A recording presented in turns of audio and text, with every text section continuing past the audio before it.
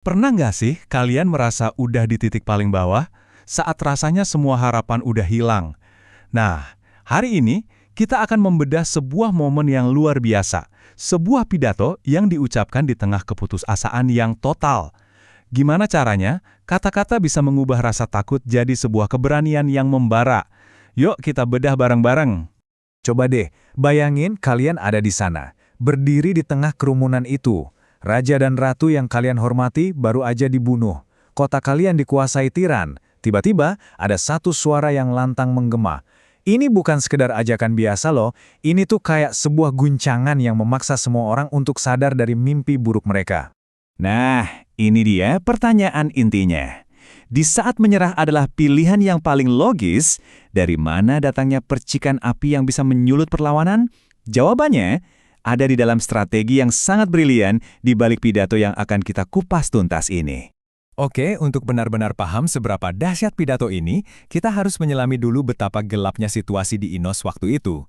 Ini bukan sekedar masa-masa sulit ya, ini adalah titik di mana harapan itu benar-benar hampir mati. Jadi bisa dibayangin ya, rakyat Enos ini benar-benar lumpuh total karena takut. Pemimpin mereka udah nggak ada, pahlawan mereka ditangkap. Dalam kondisi kayak gini, melawan itu rasanya kayak bunuh diri. Bahkan sampai ada yang bilang itu gila. Mereka terjebak dalam pikiran kalau pilihan paling aman, ya diam, nggak ngapa-ngapain. Terus gimana caranya ngomong sama kerumunan yang udah putus asa kayak gitu? Kuncinya ternyata bukan dengan perintah. Langkah pertama yang jenius banget adalah membangun sebuah jembatan, meruntuhkan tembok tak kesat mata antara si pemimpin dan rakyatnya. Nah, perhatikan baik-baik kalimat ini. Dengan mengakui rasa takutnya sendiri, si pembicara ini nggak kelihatan lemah sama sekali. Justru sebaliknya, dia lagi membangun fondasi kepercayaan yang super kuat. Dia seolah-olah bilang, aku pernah ada di posisimu, aku ngerti banget perasaanmu. Dia jadi bagian dari mereka, bukan pahlawan jauh di atas sana. Secara psikologis, ini tuh penting banget. Dengan menyamakan pengalamannya, si pembicara ini secara efektif bilang, rasa takut kalian itu nyata, dan aku pernah merasakannya juga. Dia nggak menyangkal emosi mereka, tapi justru memvalidasinya. Nah, inilah yang membuat mereka akhirnya mau mendengarkan. Sekarang, kita masuk ke inti dari argumennya. Sebuah manuver brilian di mana seluruh pemahaman soal risiko bakal dijungkir balikan 180 derajat. Pertama-tama, dia mengakui apa yang ada di pikiran semua orang. Kalau kita melawan, pasti akan ada yang mati. Ini risiko yang paling jelas dan paling menakutkan. Dia sama sekali nggak berusaha menyembunyikannya. Dan disinilah pukulan telaknya. Dia tunjukin kalau harga dari diam saja itu jauh lebih mengerikan. Bukan cuma kematian, tapi perbudakan selamanya. Dan yang paling menusuk ke hati, ancaman langsung ke orang-orang yang mereka cintai. Tiba-tiba, diam itu udah nggak terasa aman lagi. Nah, ini dia titik baliknya.